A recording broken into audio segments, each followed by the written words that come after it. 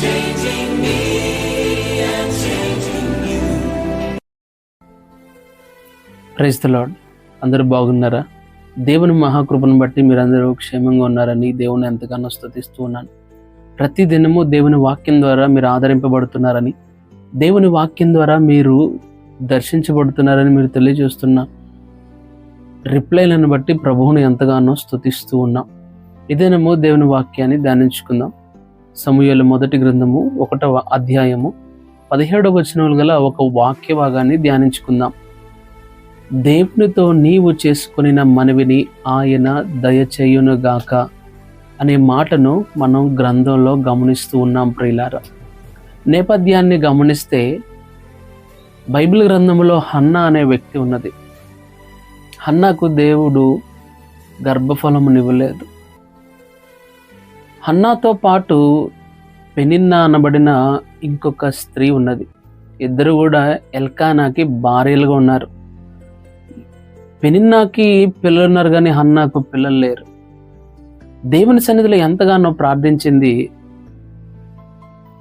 ఏలీ అంటున్నాడు, నీవు చేసిన ప్రార్థన, ఇశ్రాయేలు దేవునికి నీవు చేసిన మనవిని ఆయన నీకు దయచేనుగాక అని చెప్పి ఉన్నాడు. ప్రియులారా, పిల్లలు లేని కారణాన్ని బట్టి హన్నా ఎంతగానో బహుదుర్గాకాంతురాలై వచ్చి యెహోవా సన్నిధిని బహుగా ఏడ్చుచు అనే మాటను 11వ వచనంలో గమనిస్తూ ఉన్నాం.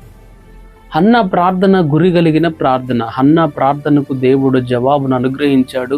ఏలీ అంటున్నాడు, దేవునితో నీవు చేసుకున్న మనవిని ఆయన నీకు దయచేయునుగాక. దేవుడు మన మనవి ఆలకిస్తాడని, మన మనవులను బట్టి, మనం అడిగిన దానిని బట్టి ఆయన ధారాళముగా దయచేయు దేవుడని మనం అందరం కూడా గమనించాలి. హన్నా ప్రార్థన ఒక గురి కలిగిన ప్రార్థన. పిల్లలు లేని కారణాలను బట్టి చాలామంది పిల్లలు లేకపోతే ఏ విధంగా ప్రార్థన చేస్తూ ఉంటారు. ప్రభువా నాకు గర్భఫలమును దయచేయి అని చాలాసార్లు అడుగుతూ ఉంటారు. కానీ హన్నా ప్రార్థన ఎలాంటి ప్రార్థన అంటే ఒక గురి కలిగిన ప్రార్థన. ఎందుకు అని అంటే హన్నా ప్రార్థనలో దేవుణ్ణి అడుగుతుంది ఏమని అంటే, నాకు మగ బిడ్డ కావాలి అని. నాకు గర్భఫలం దయచేయని అడగడం లేదు, నాకు మగబిడ్డే కావాలి. ఒక గురి కలిగిన ప్రార్థన.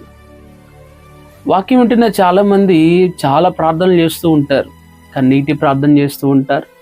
బహుదుర్గాకాంతురాలై హన్నా అయితే యెహోవా సన్నిధిని తన ఆత్మను కృమ్మరిస్తూ ప్రార్థించిందంటండి. తన మనసులోనే ప్రార్థన చేస్తుంది, పెదాలు కదుపుతుంది, మాటలు రావడం లేదు. అంత గొప్ప ప్రార్థన హన్నా చేస్తుంది. ఒక గురి కలిగిన, భారం కలిగిన ప్రార్థన. వాక్యం వింటున్న నీ జీవితంలో నీ ప్రార్థనలు ఎలా ఉన్నాయి? మన ప్రార్థన గురి కలిగిన ప్రార్థన వలె ఉండాలి. పౌలు అంగుచ అనబడిన ప్రపంచ ప్రఖ్యాతిగాంచిన దైవజనుడు, ఆయన పరిచర్య తొలి దినాల్లో కూడా ఆయన కూడా ఒక ప్రార్థన చేశారు. ప్రభువా నాకు ఒక సైకిల్ కావాలి పరిచర్య నిమిత్తం అని చాలా కాలం ప్రార్థన చేశారు, కానీ జవాబు రాలేదు. ఒక దినాన్న దేవుణ్ణి అడుగుతున్నారు, అయ్యా ఎందుకయ్యా నా ప్రార్థనకి జవాబు ఇవ్వడం లేదు?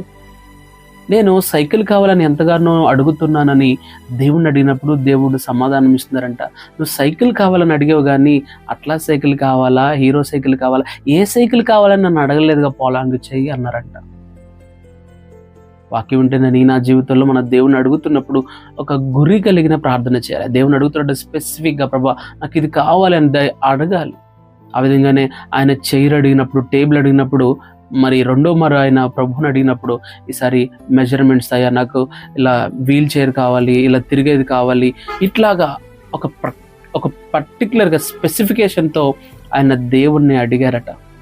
వాక్యం ఉంటున్న నీ నా జీవితంలో నీ నా ప్రార్థన గురి కలిగిన ప్రార్థనగా ఉంటే ఖచ్చితంగా దేవుడు మన మనవిని ఆలకిస్తాడు. మనం అడుగుతున్న దానిని దేవుడు మనకు దయచేస్తాడు. ప్రార్థన. పరిశుద్ధ ఆత్మదేవ నీకు వందనాలు. మా ప్రియుల జీవితాల్లో మీరు అద్భుతాలు జరిగించండి. ఒకవేళ ఎంతకాలం గురిలేని ప్రార్థన వలె అందరూ అడుగుతున్నట్టుగా అందరి వలె అడుగుతున్నారేమో ప్రభా, అటు విధంగా కాక హన్నా ఏ విధంగా నీ సన్నిధిలో తన ఆత్మను కుమ్మరించి స్పెసిఫిక్గా నాకు మగబిడ్డే కావాలని అడిగినదో ప్రభా, అటు విధంగా మేము అడిగి నీ దగ్గర నుంచి జవాబును పొందుకొని నీ నామానికి మహిమ తేగలిగిన వారిని మమ్మల్ని ఉంచమని యేసుక్రీస్తు నామమున అడిగి పెట్టుకుంటున్నాను తండ్రి. ఆమేన్. God bless you.